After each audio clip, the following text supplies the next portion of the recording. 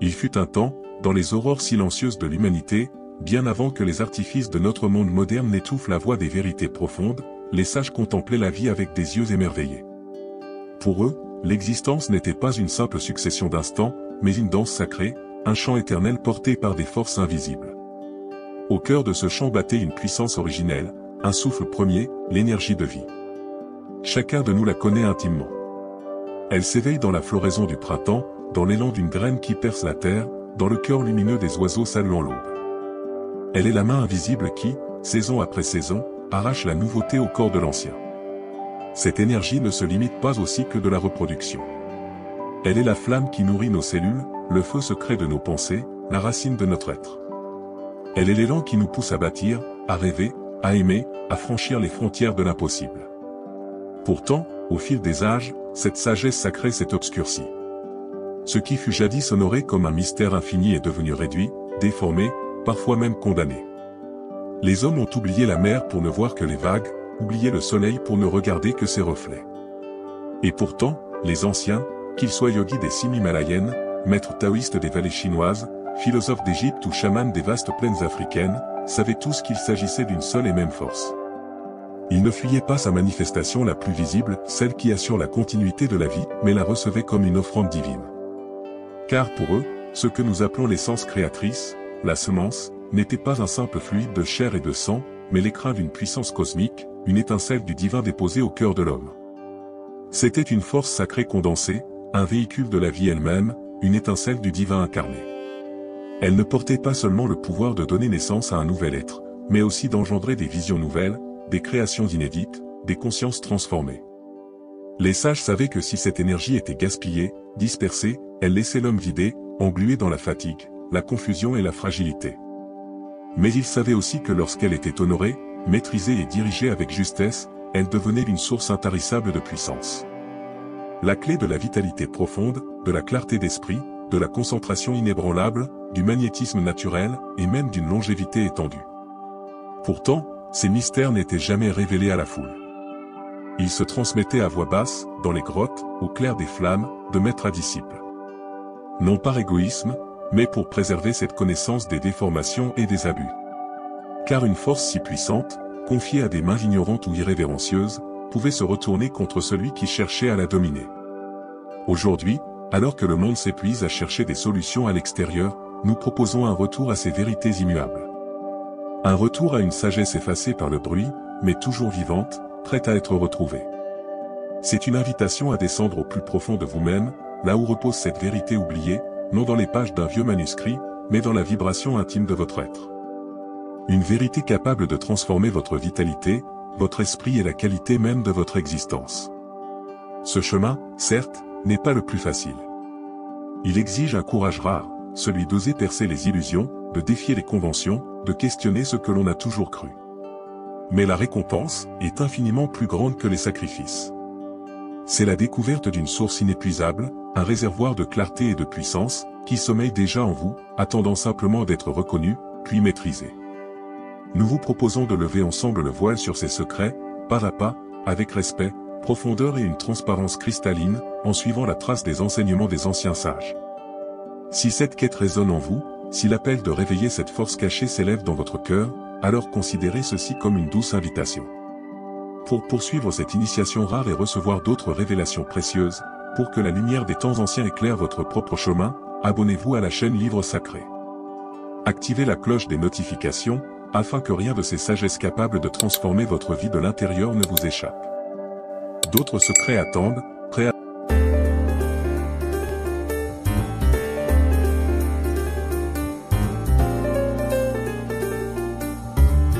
votre vie de l'intérieur ne vous échappe.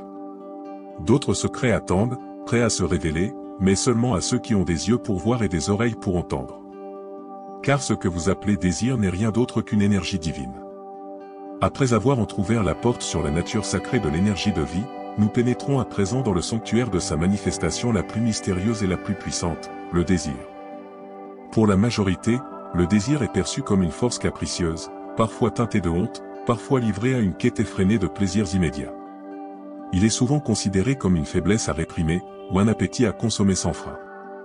Mais les sages d'autrefois, eux, détenaient une vision radicalement différente, plus vaste, plus profonde. À leurs yeux, le désir n'était ni péché, ni tare à éradiquer. Il était une onde divine, une énergie neutre et pure, un puissant courant vital. Et lorsqu'il était compris, honoré et guidé avec conscience, il devenait le moteur même de la transformation intérieure. Les anciens savaient que le désir est la première étincelle de toute création.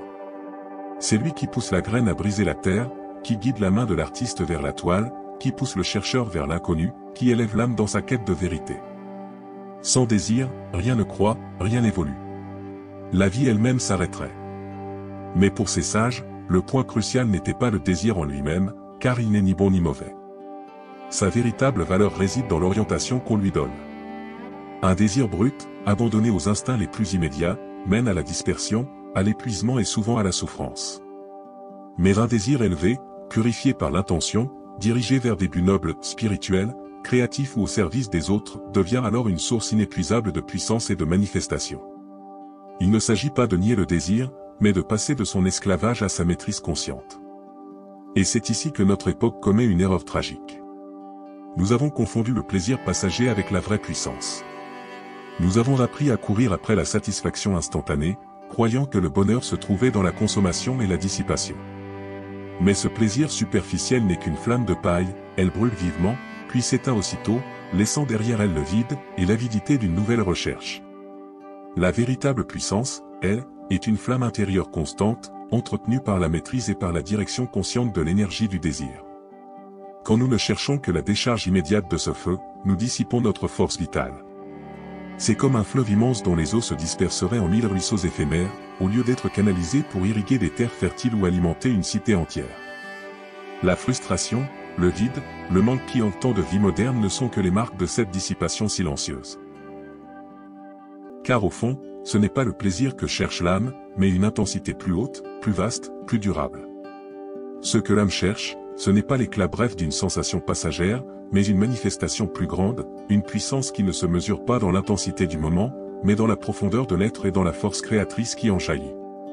Les traditions ancestrales enseignaient que chaque être humain porte en lui un réservoir sacré d'énergie vitale, et que son expression la plus puissante réside dans l'essence créatrice de la vie. Cette essence, la semence, au sens le plus vaste, est la quintessence de notre potentiel. Lorsqu'elle est honorée et préservée, elle ne stagne pas, elle se transforme, elle s'élève, elle nourrit les centres supérieurs de l'âme. Elle éclaire l'esprit, fortifie la volonté, attire à elle des circonstances favorables et des rencontres inattendues. Pour illustrer ce chemin, la transmutation du désir brut en force supérieure, laissez-moi vous conter une histoire symbolique. Dans une vallée reculée, où les brumes du matin s'accrochaient aux montagnes comme un voile de mystère, vivait un jeune homme nommé Dégio. Son cœur brûlait d'une ardeur indomptable. Il débordait d'énergie, mais celle-ci s'exprimait en passion désordonnée. Ses désirs l'entraînaient d'élan en élan, le laissant à chaque fois vidé, insatisfait, comme un feu sauvage qui consume tout sur son passage sans jamais réchauffer durablement. En quête de vérité, Dégio fut accepté comme disciple par un ancien maître dont les yeux reflétaient la paix des lacs immobiles de montagne. Le maître voyait en lui un brasier indiscipliné, non une faiblesse, mais une puissance encore brute, qu'il fallait apprendre à orienter. Un jour, le maître remit à Dégio une petite coupe d'argile remplie d'une eau limpide et scintillante. « Regarde bien cette eau, dit-il. Elle est le symbole de ton énergie vitale, de tes désirs. Dis-moi, comment choisiras-tu de la traiter ?» Spontanément, Dégio fut tenté de la boire d'une seule gorgée, pour étancher sa soif immédiate. Mais il se retint. Les paroles du maître résonnaient encore en lui, comme un écho, l'énergie est sacrée, elle n'est pas faite pour être gaspillée, mais pour être dirigée. Dégio sentit monter en lui le désir brûlant de vider la coupe d'un seul trait. Mais, dans ce tumulte, une pensée plus subtile commença à émerger. Le maître, silencieux, l'observait. « Si tu bois sans conscience, dit-il calmement, cette eau apaisera ta soif un instant, puis disparaîtra. C'est le chemin du plaisir éphémère. Mais si tu la conserves, si tu l'honores, si tu la diriges, alors elle peut accomplir bien plus. » Le maître conduisit alors Dégio vers un petit jardin aride, dont la terre craquelée implorait la pluie. « Regarde ce sol. Lui aussi a soif. Dis-moi, que ferait un sage de cette eau précieuse ?» Alors Dégio comprit. Plutôt que de boire, il s'agenouilla et, avec soin, versa l'eau goutte après goutte au pied d'une jeune pousse de baobab, fragile mais tenace. Il sentit que cet acte demandait de la discipline, de l'attention, de la patience. Il n'y avait pas l'explosion bruyante d'un plaisir immédiat, mais une satisfaction profonde, durable, qui résonnait dans tout son être. Le maître sourit. Ce feu qui brûle en toi, ce désir, est semblable à cette eau. Si tu le laisses s'écouler sans direction, il te laissera vide. Mais si tu l'apprends à le canaliser, à le diriger non pas vers ta seule soif, mais vers la création, la croissance, le soutien de la vie, alors ce feu change de nature. Il cesse d'être une flamme qui consume, pour devenir une chaleur qui nourrit, une lumière qui guide. C'est ainsi que l'on transmut le feu intérieur. Les années passèrent. Degio apprit peu à peu l'art de cette transmutation. Il ne réprima pas ses désirs, il les apprivoisa, les orienta. Il les dirigea vers l'étude, la méditation, l'entraide, la construction de ponts pour son village. Son énergie ne s'éparpillait plus, elle s'élevait. Son regard devint limpide, sa voix assurée, sa présence magnétique. Il ne perdait plus sa force vitale. Il la transformait en sagesse et en pouvoir créatif. Cette parabole de Degio est le miroir de notre propre chemin. Le désir, qu'il soit sensuel, matériel ou spirituel, est une force immense. Il ne s'agit pas de l'étouffer, mais de reconnaître sa véritable nature et de l'orienter avec conscience. La clé n'est pas de se laisser séduire par la gratification immédiate, mais de lever le regard au-delà, vers la puissance durable que seule la maîtrise peut offrir. Ce que les anciens sages protégeaient jalousement n'était pas un interdit, mais un trésor, un secret de transmutation intérieure. Je vois que tu continues à bâtir un récit puissant et initiatique. Ici, tu introduis une transition essentielle. Après la compréhension du désir comme énergie divine, tu passes au grand principe des sages, ne rien gaspiller. En Afrique, de nombreux maîtres et chamans voyaient cette force comme un cordon sacré reliant l'homme à ses ancêtres, une passerelle directe avec la source même de la création. Pour eux, cette essence n'était pas uniquement destinée à engendrer la vie physique. Elle était la matière première de toutes les formes de vitalité, l'énergie du corps, la clarté de l'esprit, la stabilité émotionnelle et l'ascension spirituelle. Chaque perte involontaire ou excessive était perçue comme une fuite de trésors, une diminution du réservoir intérieur. Voilà pourquoi leur discipline était si rigoureuse, non par contrainte, mais parce qu'ils savaient que préserver cette énergie équivalait à s'enrichir, à se fortifier de l'intérieur. Garder sa semence, ce n'est pas simplement se priver, c'est transformer une force brute en puissance raffinée. Sur le plan physique, cette essence nourrit le corps, solidifie les os, régénère la moelle, renforce le système nerveux et accroît l'immunité. Au lieu de s'échapper, l'énergie est réabsorbée et circule à nouveau, rajeunissant chaque cellule. Sur le plan émotionnel, la rétention agit comme un feu transmutateur. Le désir brut devient compassion, amour profond, joie intérieure. Celui qui pratique développe une force émotionnelle stable, capable de traverser les tempêtes sans vaciller, irradiant autour de lui une sérénité magnétique. Sur le plan mental, l'énergie redirigée vers le haut ouvre les portes d'une concentration aiguisée, d'une mémoire solide, d'une clarté exceptionnelle.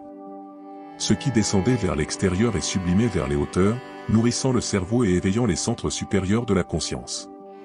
Ainsi, les anciens ne voyaient pas la rétention comme une privation, mais comme une ascension, une manière de transformer la graine de vie en lumière, de l'animalité en divinité. Cette discipline permet de penser plus profondément, d'apprendre avec plus de finesse et de se connecter plus facilement aux idées et inspirations élevées. Le brouillard mental, l'indécision et la dispersion de l'attention sont les ennemis d'un esprit puissant. La préservation de cette essence en est l'antidote. Bien sûr, il ne s'agit pas de répression forcée, une contrainte qui ne ferait que générer frustration et tension. Non, il s'agit d'une transformation consciente, d'une sublimation intelligente. Les sages anciens n'enseignaient pas à ne pas agir, mais à agir autrement. Ils transmettaient des rituels simples mais puissants pour sublimer cette énergie sans douleur ni frustration. L'un de ces rites est la respiration consciente. En dirigeant son attention sur le souffle et en visualisant l'énergie vitale monter le long de la colonne vertébrale jusqu'au centre supérieur, cœur, gorge, front, couronne, on transforme le feu du bas en lumière rayonnante. Cette pratique accroît la vitalité, transcende le simple désir physique et ouvre la porte à une joie durable et subtile. C'est une véritable alchimie intérieure, un art de transformer la matière en esprit. Un autre rituel fondamental est la contemplation et la méditation. Au lieu de laisser l'énergie se disperser dans des pensées éphémères, les sages l'orientaient vers la concentration sur un idéal divin, un mantra sacré, ou la simple présence de l'être. Lorsque l'esprit est focalisé, l'énergie suit naturellement la pensée, et ce qui aurait pu être une pulsion passagère devient une puissance de concentration et de réalisation spirituelle. C'est le pouvoir de l'attention dirigée, une clé essentielle de toute maîtrise. Enfin, le service désintéressé était lui aussi une forme de sublimation. En canalisant cette force créatrice vers des actions bénéfiques pour la communauté, vers l'aide aux autres, on élève son propre être. L'énergie cesse d'être égoïste pour devenir une force constructive et lumineuse, capable de nourrir le monde autant que soi-même. L'énergie du désir, cette pulsion profonde de connexion, trouve sa manifestation la plus noble dans l'amour et la compassion pour l'humanité. Le plaisir de donner, de créer pour le bien commun, dépasse largement la satisfaction fugace d'une simple décharge. La créativité, qu'elle soit artistique ou intellectuelle, est une voie royale. Peindre, écrire, composer de la musique, construire, inventer. Toutes ces actions transforment l'énergie brute en œuvre capable de traverser le temps. L'artiste qui canalise cette force insuffle à ses créations une intensité et une profondeur que les œuvres superficielles ne connaissent jamais. C'est le feu sacré qui anime les génies. Il ne s'agit pas de condamner le désir ni sa manifestation naturelle. Au contraire, il faut l'honorer comme une force sacrée et l'utiliser avec discernement. Les maîtres ne cherchaient pas à éteindre le feu, mais à le maîtriser, pour qu'il réchauffe et illumine plutôt que de brûler et détruire. Ils savaient que la dissipation excessive entraînait une perte de souveraineté sur soi, une dépendance aux plaisirs extérieurs qui affaiblissaient la volonté et rompait le lien avec la sagesse intérieure. Le grand secret des anciens, ne rien gaspiller, est donc une invitation à reconnaître la valeur de chaque goutte de notre énergie vitale. Chaque parcelle est une graine de puissance. La cultiver, la préserver et la sublimer, c'est investir en soi, bâtir un réservoir intérieur inépuisable capable de nous soutenir face aux défis de la vie avec une force et une clarté que la plupart des hommes n'imaginent même pas. C'est le début d'une alchimie intérieure, d'une transformation profonde de l'être. Le corps n'est pas un simple terrain de jeu, c'est un temple, un sanctuaire sacré, un réceptacle de vie. Nous avons exploré jusqu'ici la nature divine du désir et le principe sacré de ne rien gaspiller, héritage des sages anciens. Maintenant, il est temps de révéler une autre vérité fondamentale, souvent oubliée dans notre monde moderne: le corps physique, ce véhicule de l'âme, n'est pas un simple assemblage de chair et d'os. Il est un temple vivant, un sanctuaire où l'énergie la plus précieuse doit circuler, être préservée et sublimée.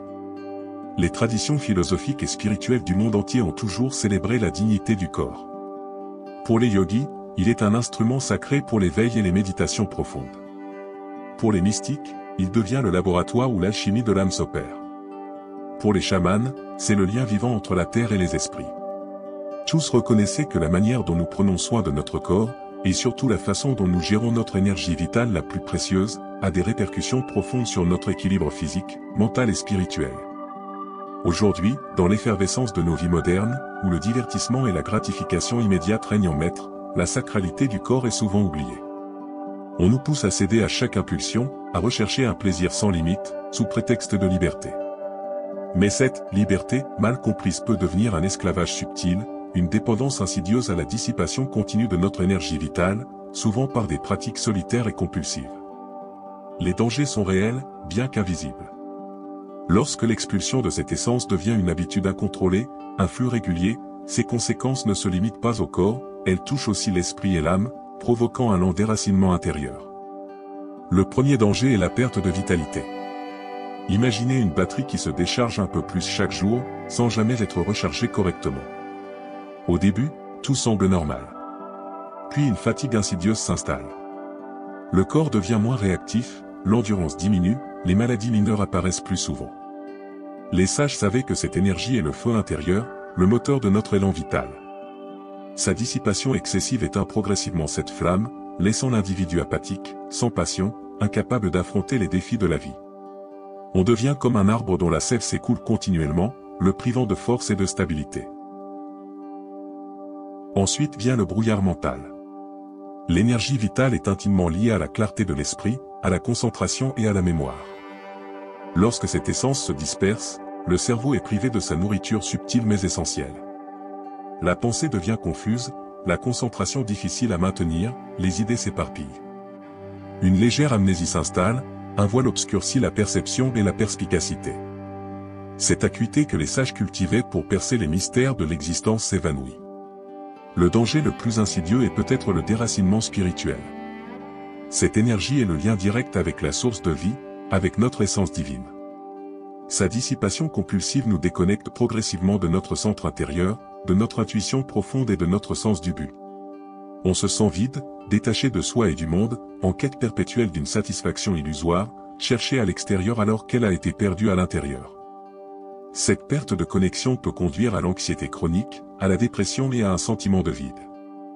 Le temple intérieur est profané, et l'esprit divin qui l'habite se sent étranger en son propre royaume. Comment retrouver son axe? Comment prendre possession de son royaume intérieur? Il ne s'agit pas de répression punitive, mais de réorientation consciente de notre volonté et de notre énergie. C'est un retour à la souveraineté sur soi. La première étape est la prise de conscience, reconnaître la fuite, identifier la compulsion et cesser de la justifier. C'est un acte de courage que de regarder cette ombre en face. La deuxième étape est la restauration de la dignité du corps. Traitez votre corps comme le temple sacré qu'il est. Nourrissez-le avec des aliments vivants, purifiez-le avec de l'eau claire, offrez-lui le repos qu'il mérite et engagez-le dans des mouvements qui honorent sa structure. Chaque geste respectueux envers votre corps renforce votre lien avec votre énergie vitale. La troisième étape est la canalisation consciente. L'énergie ne disparaît jamais, elle se transforme. Si l'impulsion de dissipation se fait sentir, ne la combattez pas frontalement.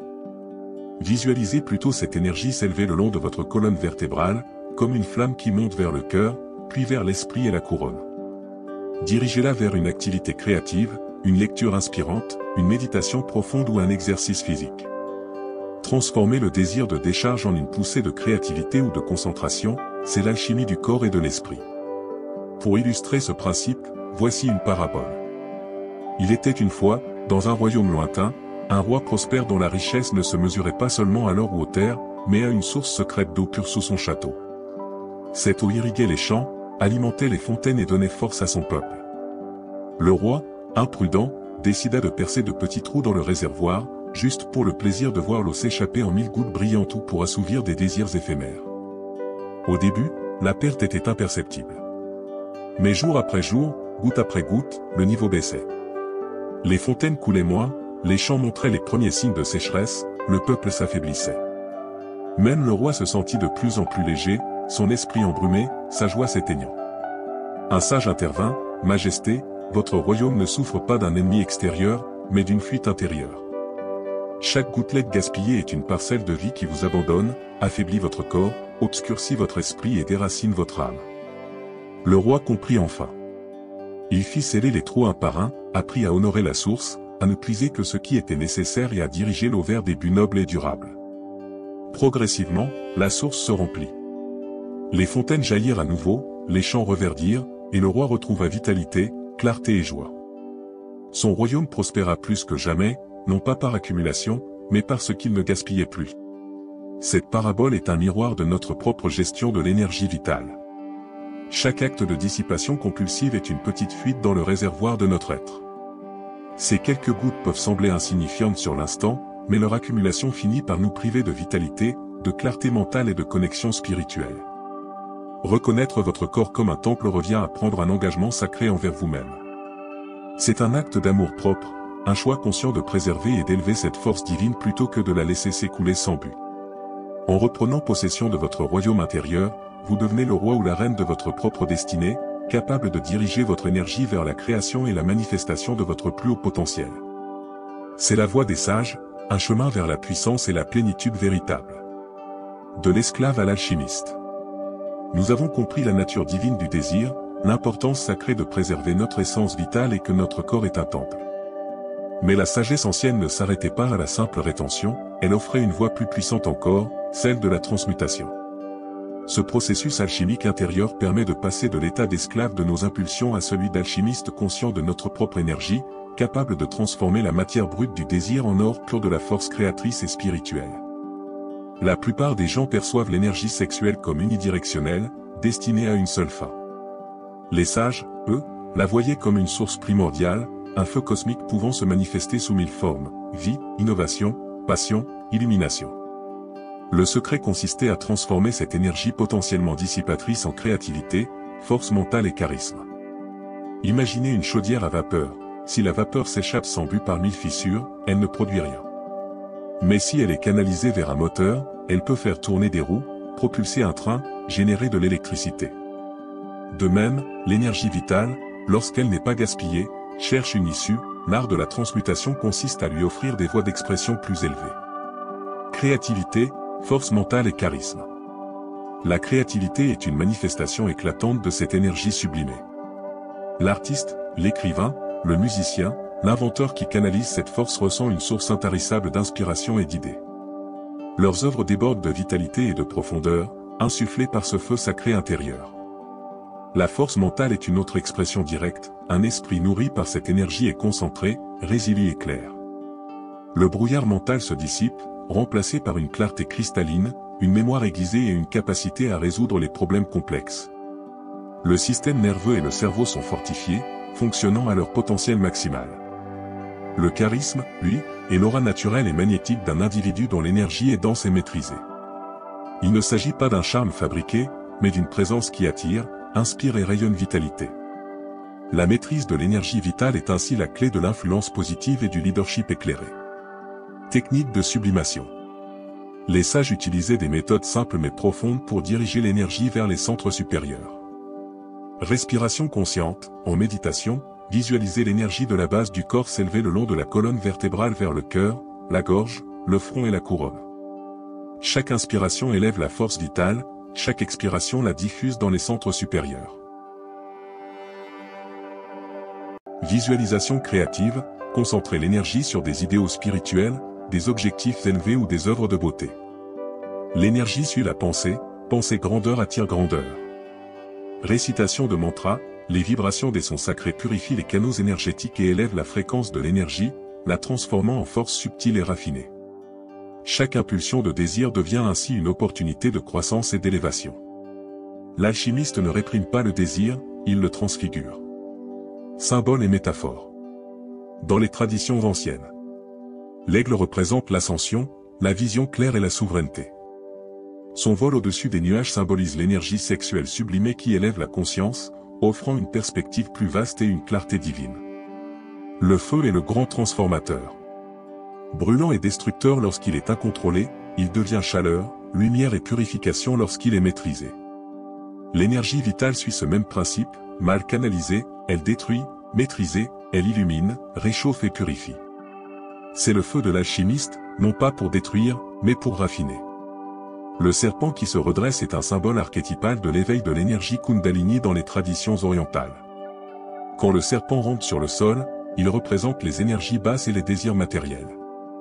Lorsqu'il s'élève le long de la colonne vertébrale pour atteindre la couronne, il devient un symbole de sagesse, guérison et illumination.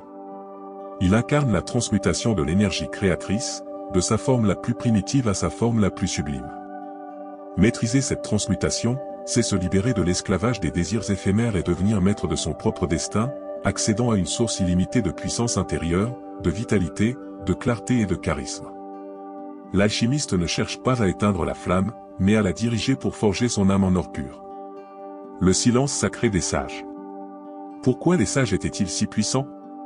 Après avoir exploré la transmutation de l'énergie vitale en force supérieure, il est crucial de comprendre leur attitude face à ce grand secret.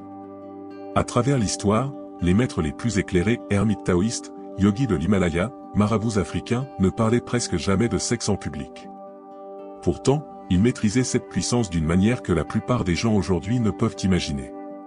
Ce silence n'était pas un signe de puritanisme ou de gêne morale. Il reflétait une compréhension profonde de la nature de cette énergie. La parole, lorsqu'elle est dissipée sans intention, affaiblit l'énergie qu'elle est censée exprimer. Une force aussi sacrée ne doit pas être galvaudée par des discussions légères, des plaisanteries vulgaires ou une exposition indifférenciée. Les sages savaient que l'énergie suit la tension, parler excessivement d'un sujet, même en termes négatifs, lui confère soit une puissance indue, soit la dissipe vainement. Leur silence était donc une forme de préservation et de vénération. Ceux qui atteignaient des sommets de réalisation intérieure, vitalité inouïe, clarté mentale lumineuse, charisme magnétique, intuition aiguë, étaient ceux qui avaient appris à gérer cette force avec discipline et discrétion. Leur puissance ne venait pas du fait d'en parler, mais du fait de la vivre, de la diriger, de la sublimer en silence. Leur mystère n'était pas une façade, mais l'aura naturelle d'une énergie contenue et raffinée. Exemples historiques. Prenons les grands hommes et grandes femmes de l'histoire qui ont semblé accomplir l'impossible. Souvent, leur force ne venait pas de leur musculature ni de leur éloquence, mais d'un feu intérieur intense. Ces individus sublimaient leur énergie créatrice et vitale vers des objectifs colossaux. Nikola Tesla, absorbé par la science et l'innovation, recommandait de préserver son énergie créatrice pour ses travaux. Leader spirituel dont la simple présence pouvait calmer les foules et inspirer la foi, non par des mots complexes, mais par une aura de puissance tranquille. Moines et ascètes, vivant dans la frugalité et le célibat, cherchaient à maîtriser leur énergie pour atteindre des états de conscience supérieurs, une vitalité inépuisable et des capacités mentales hors du commun. Ces figures ne dissipaient pas leur force primordiale, elles la redirigeaient, la transformaient en passion pour la découverte, dévotion pour la vérité, compassion pour l'humanité, et en volonté capable de déplacer des montagnes. Leur silence autour de cette source de pouvoir n'était pas une cachotterie, mais la marque de son caractère sacré et personnel. La véritable puissance ne crie pas, elle rayonne, elle agit en profondeur. Appliquer cette sagesse dans le monde moderne. Comment vivre aujourd'hui avec cette sagesse? Comment appliquer ces principes dans une société qui valorise l'expression constante, la consommation effrénée et le plaisir immédiat? La réponse n'est pas dans l'isolement monastique, mais dans un engagement conscient et discret avec cette énergie. Il s'agit de cultiver le silence intérieur, de préserver et de sublimer cette force pour qu'elle devienne source de créativité, d'influence et de vitalité durable. Dans un monde bruyant, la première étape consiste à créer des sanctuaires de calme en soi. Même 5 minutes de méditation quotidienne suffisent. C'est dans ce silence que tu peux entendre la voix de ton corps et les murmures de ton âme concernant la gestion de ton énergie. Moins tu laisses le bruit extérieur dicter ton état intérieur, plus tu peux gérer ton énergie consciemment et avec intention. Discrétion et honneur.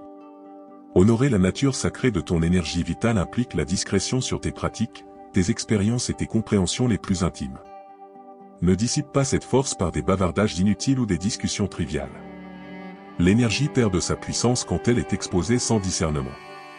Ce n'est pas de la dissimulation, mais de la protection. L'intention consciente.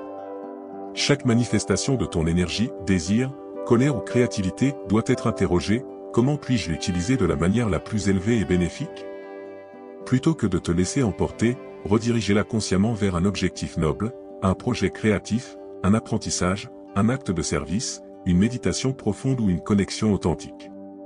C'est une alchimie en temps réel. La discipline douce n'est pas un combat acharné, mais une danse constante et harmonieuse. Si une habitude de dissipation compulsive existe, n'éprouve pas de jugement sévère. Observe-la sans attachement et transforme-la pas à pas, remplace une vieille habitude par une nouvelle qui canalise l'énergie vers les centres supérieurs. Par exemple, au lieu de céder à une impulsion, prends une profonde inspiration, engage-toi dans une activité physique intense ou écris dans ton journal en portant attention à ton corps. Respect du temple qu'est le corps. Traite ton corps avec le respect d'un temple sacré. Une alimentation saine, un sommeil réparateur, une activité physique régulière et une exposition à la nature renforcent ta vitalité et facilitent la sublimation de l'énergie. Moins le corps est encombré, plus l'énergie circule librement et peut être dirigée vers tes centres supérieurs. Le silence des sages n'était pas une absence, mais une plénitude d'énergie contenue, transmise et sublimée. Leur pouvoir ne résidait pas dans ce qu'ils cachaient, mais dans ce qu'ils incarnaient et vivaient. En adoptant cette sagesse dans ta vie moderne, tu ne te retires pas du monde, tu t'ancres plus profondément en toi-même, devenant une source de lumière stable, une présence qui inspire non par les mots, mais par l'être. Retrouver ton trône intérieur. En honorant ton énergie primordiale par maîtrise, discrétion et transmutation consciente, tu développes un pouvoir silencieux et inébranlable. Cette maîtrise ne se fait pas du jour au lendemain, mais par une alchimie lente et puissante qui réaligne chaque fibre de ton être. Tu n'es plus à la merci de tes pulsions ou des influences extérieures, tu deviens un pilier, une force tranquille, un centre de rayonnement. Les changements apparaissent d'abord subtilement. Vitalité accrue, le corps se sent léger, énergique, moins sujet à la fatigue. Réserve d'énergie constante, un feu doux et constant te permet de nourrir tes tâches quotidiennes et aspirations élevées. Santé renforcée, les maladies mineures s'éloignent, la résilience physique augmente. Impact sur la voix et la présence.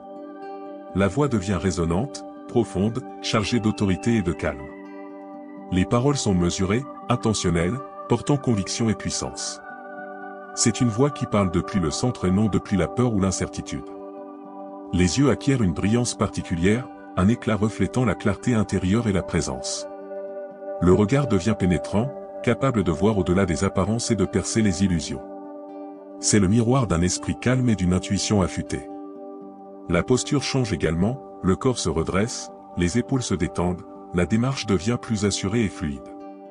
Ce n'est pas une rigidité artificielle, mais un alignement naturel qui exprime dignité et souveraineté intérieure. Tu marches désormais avec une présence accrue, comme si chaque pas était intentionnel et ancré. Les gens le remarquent, souvent sans même s'en rendre compte. Cette nouvelle posture reflète ton trône intérieur retrouvé, et tout converge pour transformer ta destinée. Quand tu es vital, clair, authentique et aligné, ton chemin de vie se révèle avec une netteté inédite.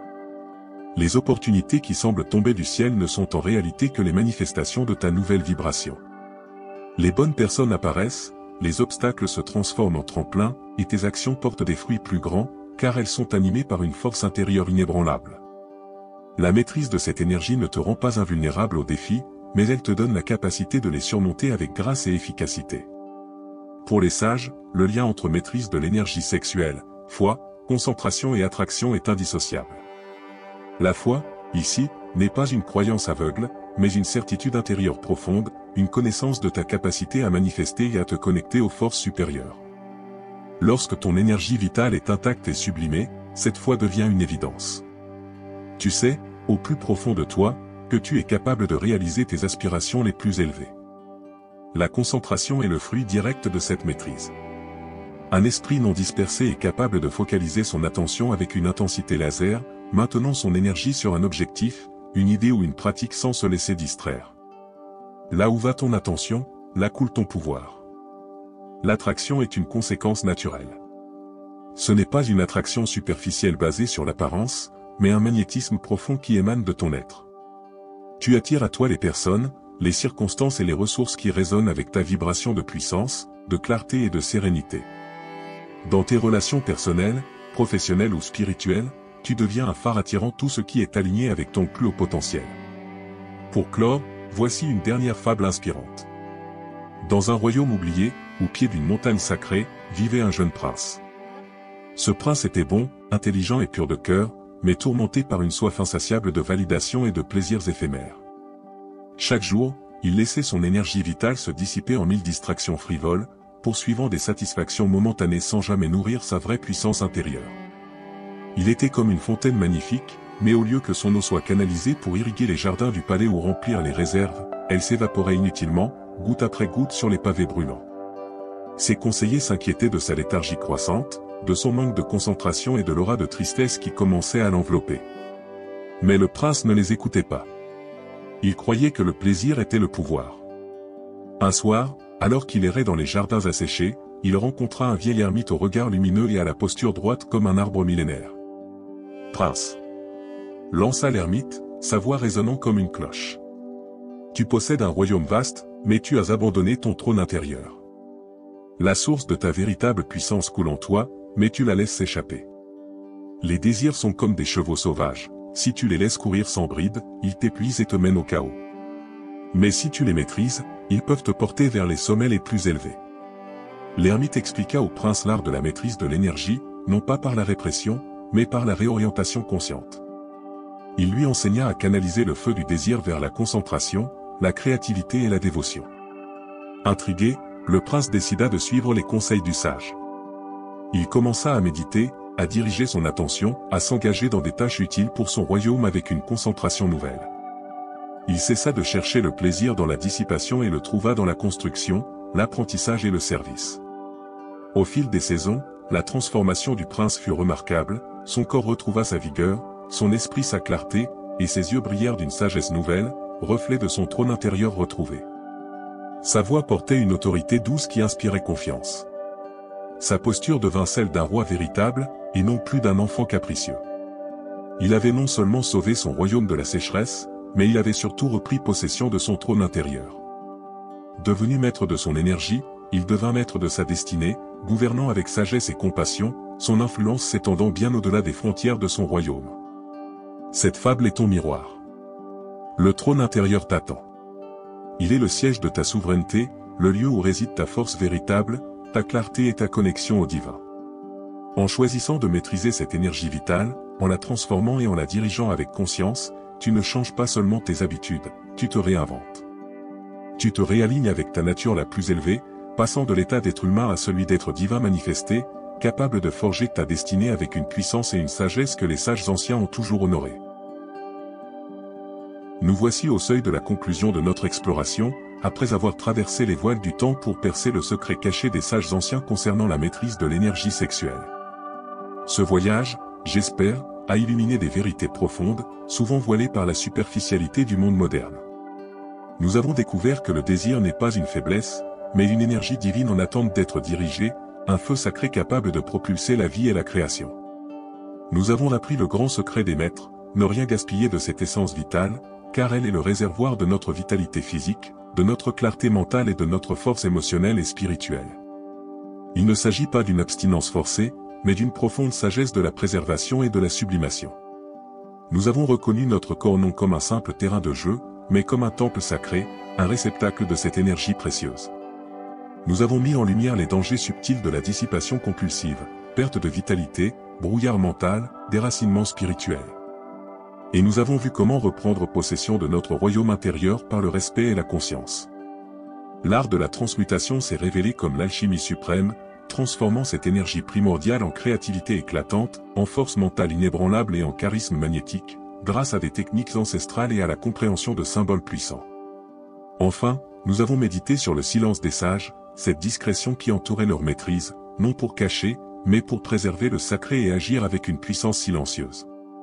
Et nous avons contemplé la plus belle des récompenses, retrouver ton trône intérieur. Ce trône transforme ta voix, illumine tes yeux, ancre ta posture et façonne ta destinée, te reliant à une concentration profonde et à un pouvoir d'attraction inouï. Ce que les sages anciens savaient et pratiquaient n'est pas une mystique lointaine, mais une science de l'être. Une science révèle que la source de ta plus grande puissance n'est pas à chercher à l'extérieur.